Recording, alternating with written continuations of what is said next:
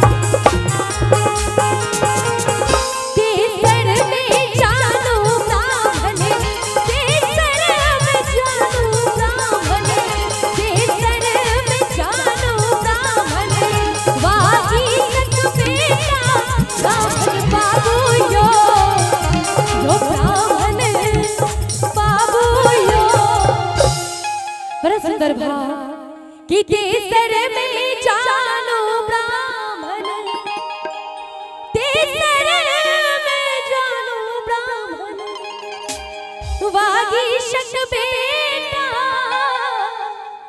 ब्राह्मण बाबू यो ब्राह्मण बाबू यो चारु वेद सुपंथ में समा।